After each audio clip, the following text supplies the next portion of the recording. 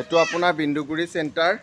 বিন্দুগুৰি এপিনে বজাৰলৈ যোৱা, এপিনে হৈ গ'ল আপোনাৰ FCI লৈ যোৱা, এইপিনে হ'ল আপোনাৰ তিনিআলি পিনৰ পৰা অহা। হিমাদ্ৰী হোটেল এণ্ড ৰেষ্টুৰেণ্ট এখন খুলিছে বিন্দুগুৰি চেণ্টাৰত।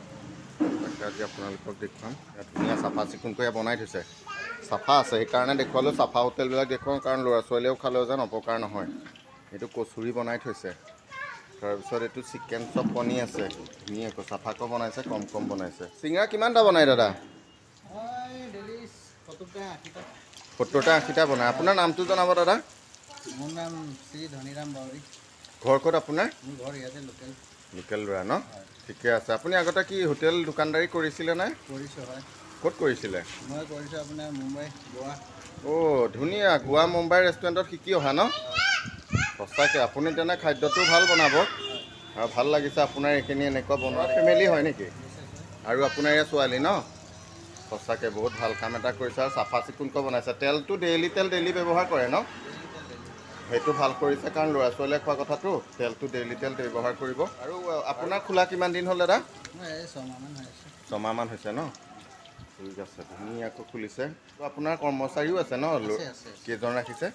বৰ্তমান 3টা আছে। 3জন মানুহ আপুনি ৰাখিছে মানে ন? বহুত ভাল। আপোনাৰ উপৰি মানে 2-3জন কৰ্মচাৰী আপুনি চলাই আছে ন? লাগিব আপোনাৰ ঘৰখনৰ উপৰি ল'ৰা ছোৱালীৰ উপৰি 3জন কৰ্মচাৰীও ৰাখিছে। এতিয়া তেওঁলোকো লাগি আছে বাৰু কামে কামে। তাকে ইয়াৰে ল'ৰা ন এই দুজন? ঠিকে আছে, ৰ'ব। এইটো আপুনি কি বনাই আছে এতিয়া?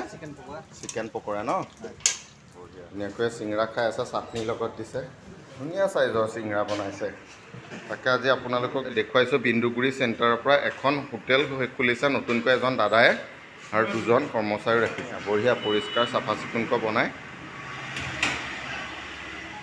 বনাই আছে ন? ধুনীয়া টেষ্টি, কালাৰটো ধুনীয়া হৈছে, গজাও বনায়। আজি বিন্দুগুৰি বজাৰ কৰিবলৈ আহিছিলোঁ। কৰিবলৈ আহোঁতে বিন্দুগুৰি চেণ্টাৰতে দাদা এজনে ধুনীয়া দোকান এখন খুলি আছে ফাষ্টফুডৰ। বৰ ধুনীয়া সুন্দৰ বনায় মানুহজনে। চিঙৰাখিনি ধুনীয়াকৈ সুন্দৰকৈ বনাই লৈছে আৰু মানুহজনে বেংগলোৰত আছিলে হয়নে দাদা? সেইকাৰণে সুন্দৰ বনাব জানে। সেইকাৰণে বিন্দুগুৰি ৰঙাপুৰা যদি অহা যোৱা কৰে আপোনালোকে দাদাজনৰ তাত এপাক সোমাই আলু চপ পিঁয়াজি কিবা এটা খাই যাব আৰু দাদাজনক এটা ধন্যবাদো দিব। কাৰণ কৰি ঘৰখন চলোৱাৰ উপৰি 2-3জন গাঁৱৰ ল'ৰা শিকাই আছে। সেইকাৰণে আপোনাক এটা ধন্যবাদ দিব লাগিব। সেইকাৰণে আপোনালোক আহিলে এবাৰ সোমাবচোন বাৰু, চাই যাব। ধন্যবাদ।